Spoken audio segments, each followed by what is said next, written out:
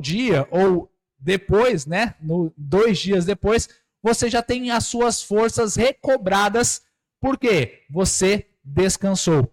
Mas o cansaço da alma, ele é muito pior, porque muitas vezes você está tão exausto, tão extenuado na alma, que não adianta o descanso físico, que ainda assim você vai continuar cansado, que ainda assim você vai continuar desanimado, que ainda assim você estará sem forças para fazer o que é necessário. E temos visto isso muitas vezes com pessoas que têm casos de depressão. Você sabia que a depressão é uma doença do século 21? Porque pessoas estão depressivas. E quando nós vamos olhar o quadro clínico dessas pessoas que estão depressivas, elas são, muitas vezes, jovens. São crianças que têm depressão. São adolescentes que têm depressão. São jovens que têm depressão. E a depressão, ela está alcançando dos níveis das pessoas mais novas até as mais velhas. E por que isso acontece? É por causa de uma alma que está extenuada, é por causa de uma alma que está exausta. É uma alma que não deseja mais viver. É uma alma que está sem ânimo para viver. E hoje eu gostaria de compartilhar com os irmãos uma história, um texto das Escrituras que nos conta a história de um homem que passou exatamente por essa situação. E este homem é Sansão. Vamos abrir as nossas Bíblias em Juízes, capítulo 15. Passado algum tempo, nos dias da ceifa do trigo, Sansão, levando um cabrito, foi visitar a sua mulher, pois dizia: entrarei na câmara de minha mulher. Porém, o pai dela não o deixou entrar e lhe disse: por certo pensava eu que de todo a aborrecias, de sorte que a dei ao teu companheiro. Porém, não é mais formosa do que ela a irmã, que é mais nova? Toma-a, pois, em seu lugar. Então Sansão lhe respondeu: desta feita sou inocente para com os filisteus, quando lhes fizer algum mal. E saiu e tomou 300 raposas, e, tomando fachos, as virou cauda com cauda, e lhes ateou um facho no meio delas. Tendo ele chegado fogo aos tições, largou-as na seara dos filisteus, e assim incendiou tanto os molhos como o cereal por ceifar, e as vinhas e os olivais. Perguntaram os filisteus: quem fez isto? Responderam: Sansão, o genro do Timinita, porque ele tomou a mulher e a deu a seu companheiro. Então subiram os filisteus e queimaram a ela e o seu pai. Disse-lhes Sansão: se assim procedeis, não desistirei enquanto não me vingar. E feriu-os com grande carnificina, e desceu e habitou na fenda da rocha de Etã. Então os filisteus subiram e acamparam-se contra Judá, e estenderam-se por Leí. Perguntaram-lhes os homens de Judá: por que subistes contra nós? Responderam: subimos para amarrar Sansão, para lhe fazer a ele como ele nos fez a nós. Então 3.000 homens de Judá desceram até a fenda da rocha de Etã e disseram a Sansão: não sabias tu que os filisteus dominam sobre nós? Por que, pois, nos fizeste isto? Ele lhes respondeu: assim como me fizeram a mim, eu lhes fiz a eles. Descemos, replicaram eles, para te amarrar, para te entregar nas mãos dos filisteus. Sansão lhes disse: jurai-me que vós mesmos não me acometereis. Eles lhe disseram: não, mas somente te amarraremos e te entregaremos nas suas mãos. Porém, de maneira nenhuma te mataremos. E amarraram-no com 2 cordas novas e fizeram-no subir da rocha. Chegando ele a Leí, os filisteus lhe saíram ao encontro, jubilando. Porém, o Espírito do Senhor de tal maneira se apossou dele, que as cordas que tinha nos braços se tornaram como fios de linho queimados, e as suas amarraduras se desfizeram das suas mãos. achou uma queixada de jumento ainda fresca à mão e tomou-a e feriu com ela 1000 homens e disse: com uma queixada de jumento, um montão, outro montão, com uma queixada de jumento, feri 1000 homens. Tendo ele acabado de falar, lançou da sua mão a queixada. Chamou-se aquele lugar Ramat-Leí. Sentindo grande sede, clamou ao Senhor e disse: por intermédio do teu servo, deste esta grande salvação. Morrerei eu agora de sede e cairei nas mãos destes incircuncisos? Então o Senhor fendeu a cavidade que estava em Leí, e dela saiu água. Tendo Sansão bebido, recobrou alento e reviveu. Daí chamar-se aquele lugar En-Hacoré, até ao dia de hoje. Sansão julgou a Israel nos dias dos filisteus 20 anos. Amém? Queridos, aqui nós estamos vendo a vida de Sansão, ou uma parte da vida de Sansão. Como nós conhecemos de Sansão, ele é aquele rapaz forte, aquele rapaz cabeludo, que fazia coisas extraordinárias contra os seus inimigos. Mas, além de ser um homem forte, um rapaz cabeludo, que foi traído por Dalila, Sansão ele tem uma história muito mais profunda, e ele tem muitos mais ensinamentos para nos transmitir, tanto daquilo que nós não devemos fazer, quanto daquilo que nós devemos proceder com relação às nossas vidas cristãs. E nessa passagem das Escrituras, nós estamos vendo o que aconteceu com Sansão em um trecho da sua vida. Eu não sei se os irmãos conhecem muito a fundo a história de Sansão, além do relacionamento que ele teve com Dalila. Mas Sansão, ele foi um homem que se casou. O problema de Sansão eram as mulheres.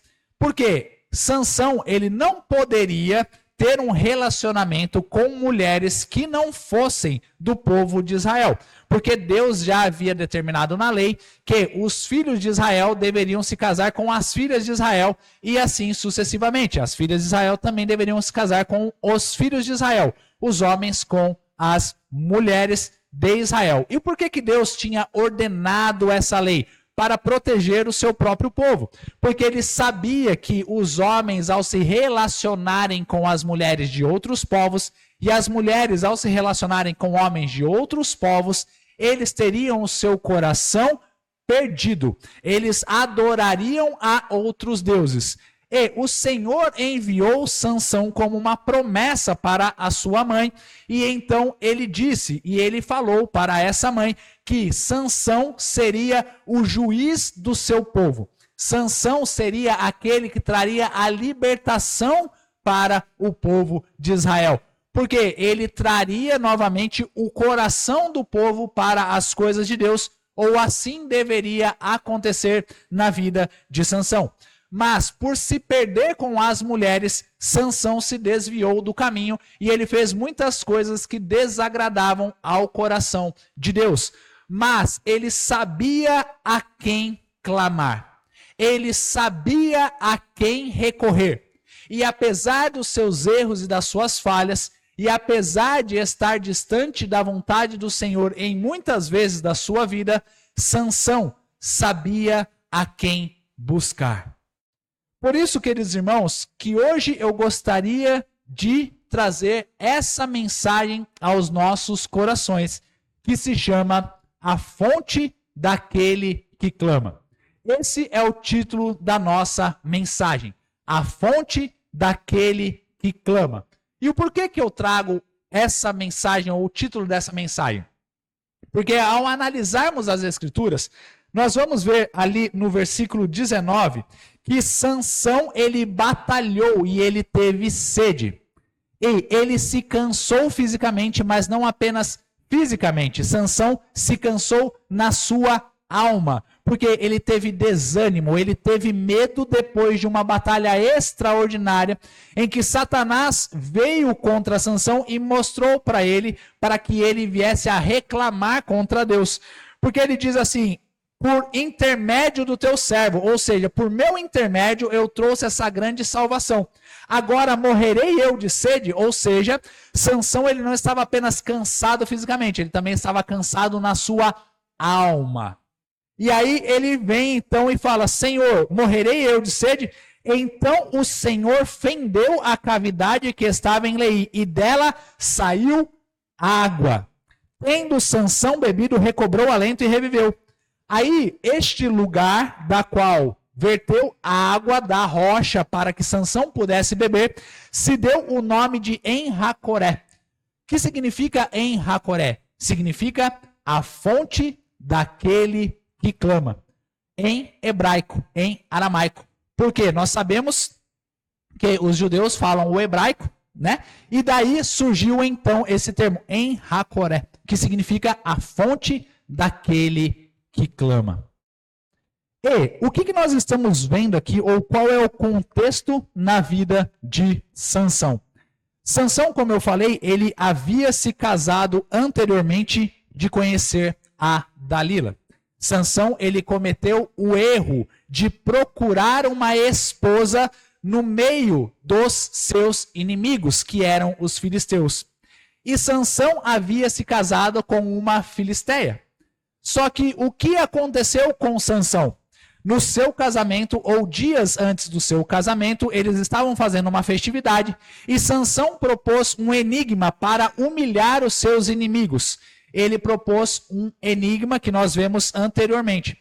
Só que os seus inimigos, eles não estavam conseguindo decifrar aquele enigma que só Sansão tinha o conhecimento. E por que eles não estavam conseguindo decifrar aquele enigma? Porque só Sansão havia vivido aquele enigma na sua vida. E aí, Sansão então propôs esse enigma. E ao não descobrirem o enigma, eles perderiam a aposta com Sansão e seriam humilhados.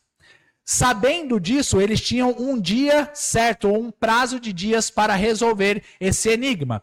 Chegando próximo deste prazo, eles forçaram a mulher de Sansão, ameaçando ela de morte e toda a sua família de morte, para que ela contasse o que Sansão teria trazido no seu enigma, ou o que Sansão queria falar no seu enigma. Aí a mulher, nada boba, chegou em Sansão e começou a pressionar Sansão com a sua lábia. Aquela lábia de: você não me ama, você não gosta de mim, você não me quer.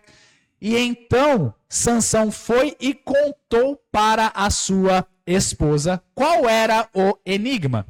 Ela foi e contou para os inimigos de Sansão sobre esse enigma. Ao contar para os inimigos de Sansão o enigma, eles falaram o enigma no dia do casamento, ou no dia da consumação do casamento, e ele então viu que ele só havia contado para a mulher e que foi dela que foi entregue a solução daquele enigma. E Sansão, ele se sentiu humilhado, porque ele foi traído por sua mulher. Então essa foi a primeira vez que Sansão caiu na lábia de uma mulher. Posteriormente, nós vamos ver que ele cai também com Dalila lá na frente. Ou seja, Sansão nunca aprendia com os seus próprios erros. Mas hoje eu não gostaria de trazer essa lição. Depois, Sansão, o que ele fez? Ele se revoltou e ele foi para a sua casa. Ele voltou para o povo de Israel. E depois de um tempo, quando ele volta para a sua esposa, que é o que nós estamos vendo aqui, que ele queria entrar na câmara da sua mulher, ele descobre que a sua esposa já não era mais a sua esposa, que ela havia sido dada para um outro homem. Aí Sansão ficou o quê? Muito zangado, muito bravo, muito irritado. Sansão fez uma vingança contra os filisteus por isso que havia acontecido. Ele amarrou a cauda de raposas e colocou fogo na cauda das raposas, e as raposas desesperadas queimaram as plantações dos filisteus. Eles vieram contra Sansão, eles sabiam que Sansão havia feito aquilo, e eles, não encontrando Sansão, eles foram e mataram o pai da moça com quem ele havia se casado, a moça e toda a família dela. Isso deixou Sansão ainda mais bravo e irritado. E ele matou todos os filisteus. Ao que ele foi descansar então em uma caverna, que é o que nós vemos aqui no comecinho. No versículo 8 nós vemos na fenda da rocha de Etã. Então ele foi descansar em uma caverna, porque isso era comum dos povos ali daquela terra. Muito que bem. Então Sansão estava descansando ali naquela caverna, quando vieram então os filisteus e falaram com relação aos hebreus, com relação ao povo de Sansão, que ele havia cometido atrocidades e que ele merecia pagar por aquilo que ele havia feito. O povo de Sansão foi então até essa rocha, foi então até essa caverna para prender Sansão, para amarrar Sansão e entregar Sansão aos seus inimigos. Ok? Beleza. Então Sansão falou para eles: olha, tudo bem, vocês podem me amarrar, vocês podem me entregar para os meus inimigos, mas me prometam uma coisa, que não sejam vocês que irão tirar a minha vida. E eles falaram: tudo bem, Sansão, nós não queremos tirar a vida sua, mas você sabe que eles estão nos dominando e que se nós não entregarmos você, eles vão destruir as nossas vidas, as nossas casas, eles vão destruir o nosso povo. Mas nós precisamos entregar você. Sansão então foi entregue, amarrado para os seus inimigos. O povo filisteu, que era inimigo do povo hebreu, estava comemorando, estava festejando, porque o maior inimigo deles, o inimigo mais forte, que era Sansão, havia sido entregue, entre aspas, em uma bandeja. Só que, no meio do caminho, o Espírito do Senhor se apoderou de Sansão. Ele então se desamarrou, ele então pegou uma queixada de jumento e ele feriu milhares de inimigos naquele dia. E o Senhor lhe concedeu a vitória. Só que, depois dessa vitória, Sansão se cansou. Sansão teve sede. Sansão teve exaustão. E foi então que ele pede ao Senhor água para beber. Mas quais são as lições que nós podemos aprender dessa passagem também para as nossas vidas, queridos irmãos? E as lições que eu gostaria de trazer essa noite, a primeira delas é que nós, quando temos o Espírito do Senhor, nos libertamos das nossas amarras. Vejam aí o versículo 14 que diz: chegando ele a Leí, os filisteus lhe saíram ao encontro jubilando. Porém, o Espírito do Senhor de tal maneira se apossou dele, que as cordas que tinha nos braços se tornaram como fios de linho queimados. Ou seja, o que nós aprendemos a respeito da palavra do Senhor é que quando o Espírito de Deus está sobre nós, quando o Espírito de Deus está em nós, ele nos liberta das nossas amarras. Que libertas, pastor? Todos os tipos de amarras. Que amarras, pastor? Todos os tipos de amarras. Vamos aos exemplos? O Espírito do Senhor nos liberta das nossas angústias. O Espírito do Senhor nos liberta do peso do nosso passado. O Espírito do Senhor nos liberta do pecado presente. O Espírito do Senhor nos liberta de todas as nossas angústias, de todas as nossas tristezas, de todo o nosso cansaço, de toda a nossa exaustão. Porque é o Espírito que nos traz vida. Você está cansado? Você está exausto? Existe algo na sua vida que te prende neste momento? Clame pelo Espírito do Senhor. Porque quando ele se apossar de você, quando ele estiver cheio em você, quando ele estiver transbordando em você, todas as suas amarras serão pulverizadas imediatamente. Porque é o Espírito Santo de Deus que nos liberta. Por isso, queridos irmãos, que é tão importante nós termos uma noção do que é o Espírito em nossas vidas. Sansão poderia até ser um homem forte, no sentido de ser musculoso.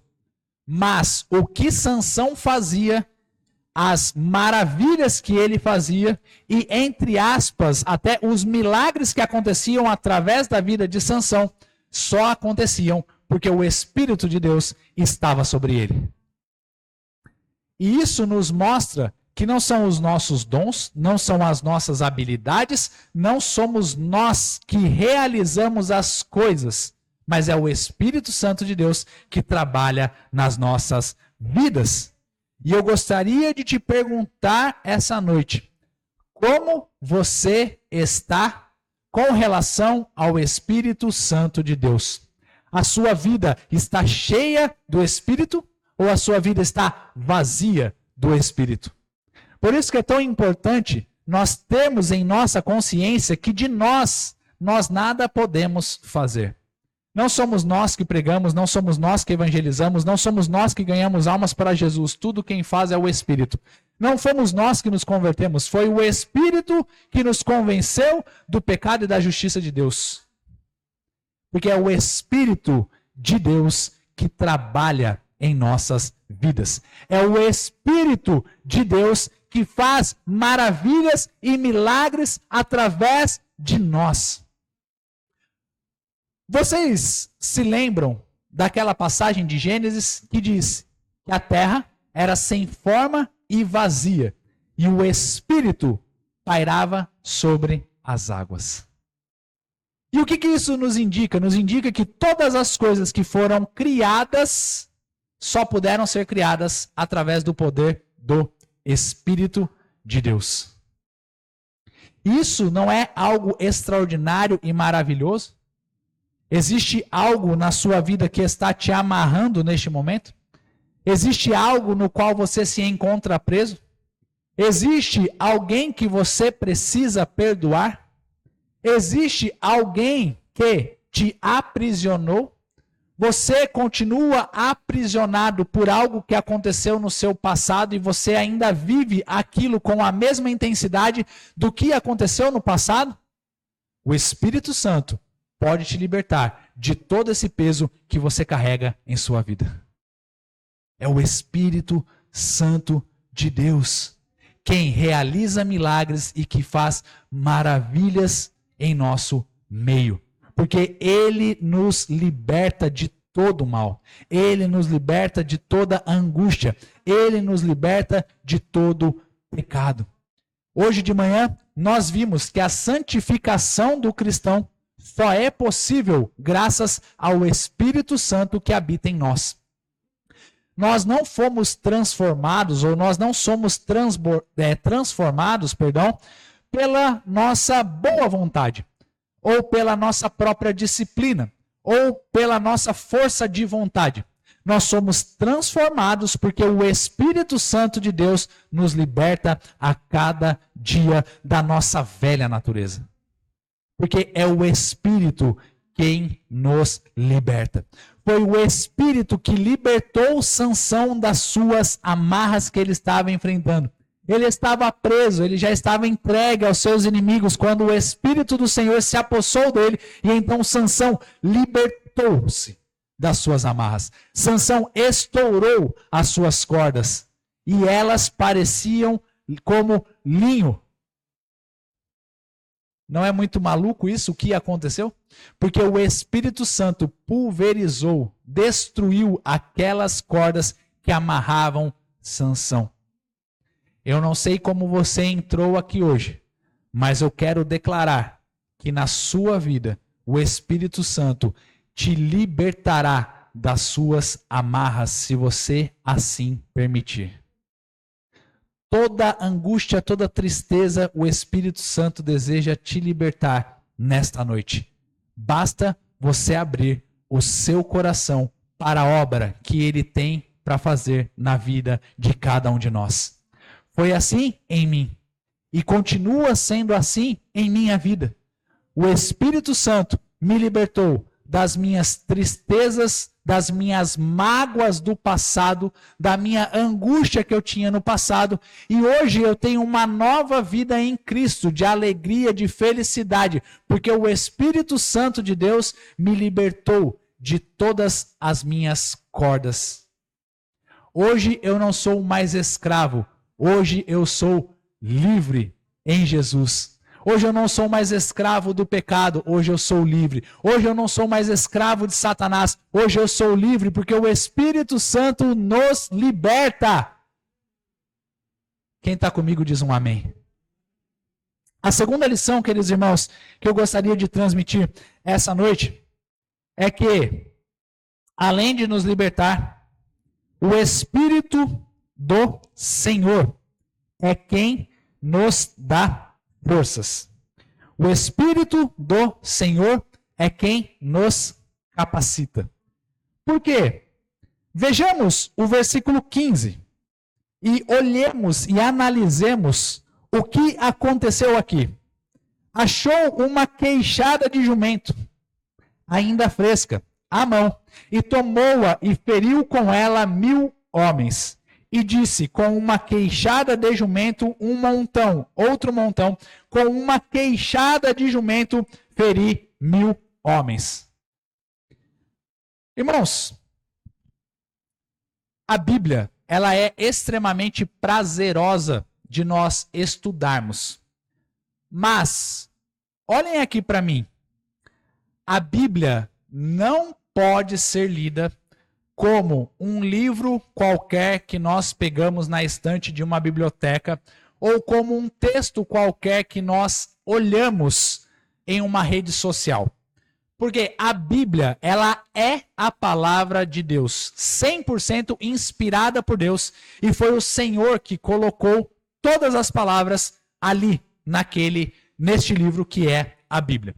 Só que muitas vezes nós lemos de uma maneira corrida, simplesmente para cumprirmos um protocolo, ou simplesmente para nós nos sentirmos bem de alguma maneira, e nós não analisamos os detalhes que são trazidos nas Escrituras. Se nós vemos aqui este detalhe com relação a como Sansão venceu os seus inimigos, é algo risível o que ele fez, porque ele pegou uma queixada de jumento para vencer os seus inimigos. E eram milhares de homens, eram 1000 homens que ele havia enfrentado. Mas vocês conseguem perceber que Sansão, ele não pegou uma lança, ele não pegou uma espada, ele não pegou, sei lá, uma metralhadora, ele não pegou uma bazuca, ele não pegou nada. A única coisa que ele pegou foi uma queixada de jumento no qual ele começou a desferir golpes nos seus inimigos e eles caíam um por um. Ao estudarmos um pouco de história, nós vemos que Sansão, ele viveu ali por volta do ano 1000 a.C. E o que isso significa? Significa que toda a humanidade, ou a humanidade conhecida daquele povo ali, né, como nós conhecemos a humanidade do antigo hemisfério, do antigo continente, né, porque depois nós vemos que conheceram um novo continente, os novos continentes que são aqui as Américas, mas só para nós entendermos, a humanidade daquele lado, eles já estavam na idade do bronze. O que isso significa? Que eles tinham espadas de bronze, que eles tinham couraças de bronze, ou seja, eles estavam protegidos no mundo físico contra aquele inimigo que se chamava Sansão. E esses 1000 homens que eram os filisteus eles eram ricos, então provavelmente todos eles tinham armaduras, tinham escudos, tinham capacetes, tinham caneleiras, tinham tudo. Mas mesmo assim, eles não conseguiram vencer um homem que estava lutando contra eles com apenas uma queixada de jumento. Você já viu um jumento na sua vida? Eu já. Você já viu um jumentinho que seja em algum filme, em algum desenho? É um bichinho bem pequenininho. E o que é a queixada de um jumento? Essa parte de baixo aqui, o queixo. Então ele pegou essa queixada, essa parte, e começou a desferir golpes contra os seus inimigos que estavam com espadas, que estavam com escudos, que estavam com armaduras, que estavam com todas as coisas, mas mesmo assim ele obteve a vitória. E por isso que eu disse que a nossa segunda lição é: independentemente de quem nós somos, é o Espírito que nos capacita e quem nos dá a vitória. E o que eu gostaria de transmitir aqui essa noite a seguinte lição: que não importa a batalha que você esteja enfrentando na sua vida neste momento, o que importa é o Deus ao qual você serve. O que importa é se o Espírito do Senhor está com você. Porque se o Espírito do Senhor estiver com você, Ele lhe dará a vitória. Não somos nós quem realizamos, é Deus. Não somos nós quem fazemos, é Deus. É Deus em todos os momentos. É o Espírito do Senhor que realiza a obra em nossas vidas. É o Espírito do Senhor que realiza a obra através ou por meio de nós, queridos irmãos. E por que é tão importante nós nos lembrarmos dessa lição? Porque hoje, infelizmente, nós vivemos em uma igreja tão atual e tão em busca das coisas que são do mundo, que é uma igreja que muitas vezes se esqueceu que não somos nós, não é através da nossa força, não é através do nosso poder, mas é através do que o Espírito Santo de Deus faz através de nós, ou por meio de nós. E por que eu estou querendo dizer isso, queridos? Porque, infelizmente, vivemos em um momento em que os cristãos acreditam que as coisas do Senhor precisam ser feitas porque nós estamos trabalhando ou por aquilo que nós estamos fazendo. Por exemplo, esses dias eu estava ouvindo um podcast e o rapaz estava falando que lá nos Estados Unidos é uma igreja que faz tudo com excelência, mas que há muito tempo perdeu a sua unção. Ou seja, e eu pude comprovar isso, eles têm os melhores templos, eles têm os melhores instrumentos, eles têm as melhores bandas, eles têm as melhores tudo, mas eles perderam a unção do Senhor. Porque em algum momento eles pararam de acreditar que é Deus quem faz, e eles começaram a perceber que algumas coisas que eles replicassem do mundo, então o mundo viria até a igreja. Só que o que não se percebeu é que não é a igreja que converte o mundo, é o Espírito que converte o mundo. E se nós temos pessoas nas igrejas que vêm por causa das inúmeras coisas que existem, mas não vêm por meio ou por causa de Jesus, nós não temos convertidos, nós temos convencidos. E é tempo de nós nos lembrarmos que tudo o que nós fazemos em nossas vidas depende do Espírito Santo de Deus. Tudo o que nós fazemos depende do nosso contato direto com Deus e do quanto nós estamos nos alimentando de Deus em nossas vidas. Você precisa de algo na sua vida? Não é somente pelo seu próprio esforço e pelo seu próprio mérito. Você precisa também buscar a Deus.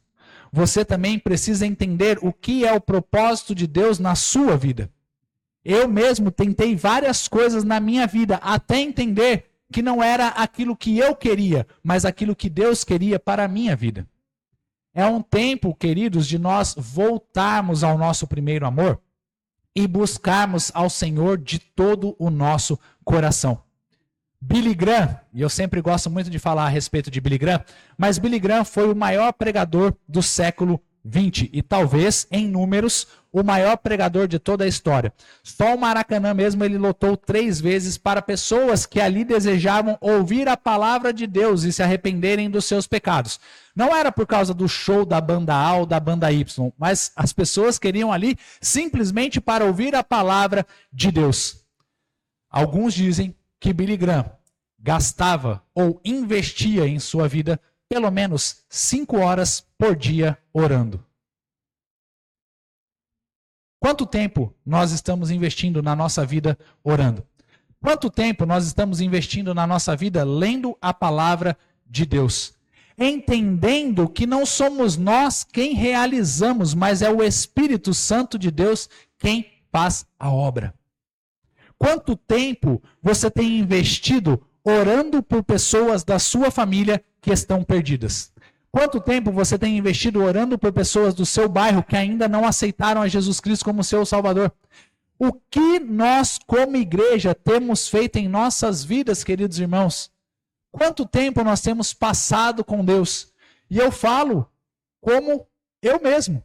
Porque muitas vezes na correria do dia a dia, eu não oro adequadamente, eu não leio a Bíblia adequadamente. E confesso, queridos irmãos, que eu sou tentado a muitas vezes querer resolver os problemas ao meu próprio modo ou com a minha própria força, me esquecendo que quem faz não sou eu, quem faz é Deus. E hoje eu queria te desafiar, ou eu gostaria de te encorajar. Existe algo na sua vida do qual é uma grande batalha, uma grande luta ou um grande desafio? Existe alguma barreira que está à sua frente? Busque o Espírito Santo, que essa barreira, essa luta, ela será vencida para a glória de Jesus Cristo. O Senhor Jesus mesmo nos disse: buscai em primeiro lugar o reino de Deus e a sua justiça, e as demais coisas vos serão acrescentadas. Existe algo que você precisa? Existe um estudo que você precisa passar? Um concurso? Uma faculdade? Alguma coisa que você está almejando? Procure mais de Deus, porque Deus irá te ajudar naquilo que você está enfrentando. Porque é o Espírito que nos dá a vitória. É Deus quem nos dá a vitória em nossas batalhas, queridos irmãos. E a terceira lição que eu gostaria de transmitir essa noite é que muitas vezes em nossas vidas, apesar das lutas, apesar dos momentos de fé que nós temos, e apesar de tudo aquilo que nós vivemos com Deus e das experiências extraordinárias que nós temos com o Senhor, ainda assim, nós podemos nos cansar. Nós podemos ficar, como eu falei no começo, exaustos, desanimados. Como se a presença de Deus não estivesse mais conosco. E a terceira lição que eu gostaria de passar é que é o Espírito que nos traz refrigério. É o Espírito que nos traz restauração. Vamos repetir comigo? É o Espírito que nos traz restauração. Amém. Por que, queridos irmãos? Todos nós podemos viver coisas extraordinárias da parte de Deus, mas todos nós somos seres humanos falhos e pecadores. E seres humanos que ainda vivemos nessa nossa velha natureza. E seres humanos que ainda se desanimam, que se cansam e que têm falta de fé. Mas o mesmo Espírito que nos liberta, o mesmo Espírito que nos dá a vitória e nos capacita em nossas batalhas, é o mesmo Espírito que nos restaura, que nos redime e tantas outras coisas. E por que eu falo isso? Porque muitas vezes, queridos irmãos, nós estamos na pegada com Deus. Muitas vezes nós estamos animados em nossa vida com Deus e até vemos coisas fantásticas acontecerem da parte de Deus. Mas passa-se o tempo, nós vamos desanimando, nós vamos nos cansando, nós vamos perdendo aquela nossa fé ou aquele nosso amor do início e nós praticamente desistimos de tudo. Mas eu gostaria de te dizer, nesta noite, que o Espírito Santo de Deus está nos chamando para sermos refrigerados por Ele em nossas almas, para sermos restaurados por Ele em nosso ânimo, para ganharmos força novamente para as nossas vidas, porque o Espírito do Senhor nos restaura. Na vida de Sansão foi isso que aconteceu. Ele venceu uma batalha extraordinária, mas no versículo 18 diz: sentindo grande sede, clamou ao Senhor e disse: por intermédio do teu servo, deixa essa grande salvação. Morrerei eu agora de sede e cairei nas mãos destes incircuncisos, ou seja, nas mãos dos meus inimigos? Mas o Senhor foi misericordioso com Sansão. E ele disse: então o Senhor fendeu a cavidade que estava em Leí, e dela saiu água. Ou seja, ele clamou ao Senhor, ele pediu ao Senhor e o Senhor lhe trouxe a restauração que ele precisava. Deus recobrou as forças de Sansão, porque ele estava triste, desanimado, cansado, com falta de fé. E o Senhor trouxe novamente para ele uma nova medida, uma nova unção, para que ele pudesse continuar nos caminhos do Senhor, batalhando contra os seus inimigos. E isso acontece conosco também, porque nós podemos orar por pessoas, nós podemos frequentar a igreja, mas muitas vezes nós estamos desanimados dentro da igreja. Nós podemos viver em um momento da nossa adolescência, para quem nasce, entre aspas, num lar cristão, extraordinário com os nossos amigos da igreja, mas depois a gente se desanima na juventude. Nós podemos servir ao Senhor em nosso máximo, mas depois de um tempo a gente se sente meio cansado, meio que abatido, meio que mais ou menos para servir ao Senhor. Isso acontece, queridos irmãos.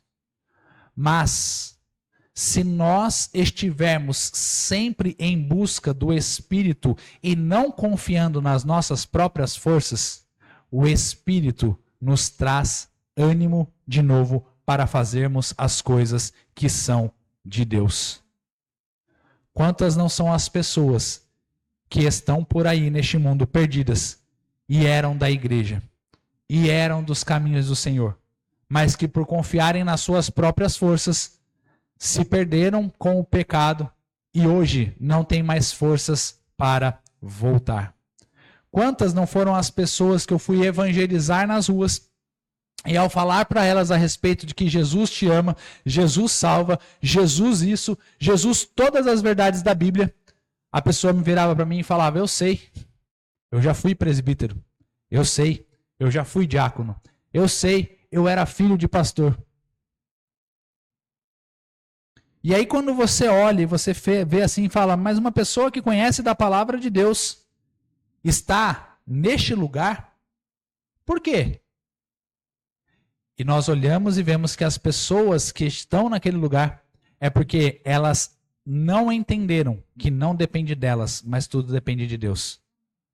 Porque as pessoas ainda estão confiando muitas vezes nas suas próprias forças e não naquilo que Deus tem para nós. E essa noite, se você entrou aqui desanimado com as coisas que são de Deus, eu desejo te dizer que o Espírito está a apenas uma oração para que ele venha e traga um renovo em seu viver. Porque assim é o Espírito Santo de Deus. Ele está apenas a um clamor. Ele está apenas a você dizer: Espírito, venha e encha a minha vida. Espírito, eu quero ser novamente como eu era antigamente. Ou então, se você nunca viveu isso na sua vida, basta você clamar e falar: Espírito, encha a minha vida, porque eu não conheço você, mas eu permito você encher a minha vida. Eu quero ser usado por você, eu quero ser liberto das minhas amarras, eu quero viver uma nova vida para ti. Porque quando nós olhamos o Novo Testamento e nós vamos para o encerramento dessa mensagem, nós vemos quem é a fonte do cristão. Ou quem é a fonte da qual nós clamamos e temos à nossa disposição. Nós vimos no começo do nosso culto, João capítulo 4. Vamos abrir novamente em João capítulo 4? E aquela mensagem estar no início do nosso culto foi proposital. Porque em João capítulo 4, nós vemos que Jesus, ele está falando com essa mulher samaritana que procurou a sua alegria, a sua felicidade, que procurou todas as coisas em sua vida através das suas próprias forças. Ela procurou ser bem-sucedida no casamento, ela procurou ser bem-sucedida em um relacionamento com uma outra pessoa através das suas próprias forças. Mas essa mulher, ela não era bem-sucedida. Pelo contrário, essa mulher só encontrou decepção atrás de decepção na sua vida, porque ela não procurou Deus com prioridade. Ela procurava a felicidade em um relacionamento. E ao procurar a felicidade em um relacionamento, ela só encontrou decepção angústia e amargura. Tanto é que nessa passagem aqui nós vemos que ela já havia tido 5 maridos e com quem ela estava, que era o sexto, não era o seu marido. E quando perguntada por Jesus, dá-me de beber, ela falou assim, como que eu vou te dar de beber? Porque eu sou uma mulher samaritana e tu és um judeu, e os judeus não se dão bem com os samaritanos. Mas Jesus Cristo então fala para ela, se você conhecesse quem te pediu de beber, você descobriria que de ti seriam fontes a jorrar para a vida eterna, que é o que nós vemos, versículo 13 e 14. Afirmou-lhe Jesus, quem beber desta água tornará a ter sede. Aquele, porém, que beber da água que eu lhe der, nunca mais terá sede. Pelo contrário, a água que eu lhe der será nele uma fonte a jorrar para a vida eterna. Em João capítulo 7, versículos 37 e 39 a 39 nos diz, no último dia, o grande dia da festa, levantou-se Jesus e exclamou, se alguém tem sede, venha a mim e beba. Quem crer em mim, como diz a Escritura, do seu interior fluirão rios de água viva. Isto ele disse com respeito ao Espírito, que haviam de receber os que nele crescem, pois o Espírito até aquele momento não havia sido dado, ou não fora dado, porque Jesus não havia sido ainda glorificado. Deus está disponível para matar a sua sede. Que sede é essa, pastor? É a sede dessa água aqui? Não, porque essa água nós bebemos e voltamos a ter sede. Mas é a água da sede daquele que se encontra em um deserto em sua vida. Daquele que se encontra triste, angustiado, solitário. Daquele que se encontra com dificuldades. Daquele que olha para o mundo ao redor e não vê mais esperança. Jesus Cristo é a nossa esperança. É Jesus Cristo que faz florescer um jardim no deserto das nossas almas. É Jesus Cristo que faz brotar um oásis no deserto das nossas almas. Porque Jesus Cristo é a fonte se nós clamarmos. E clamar significa gritar. Clamar significa buscar com todo o seu coração. Se você buscar a Jesus Cristo com todo o seu coração, Ele está disposto a trazer a fonte para a sua vida, a fonte a jorrar para a sua vida, para aqueles que estão ao seu redor. Porque Jesus é essa fonte maravilhosa de água que mata a nossa sede e da qual nós nunca mais temos sede.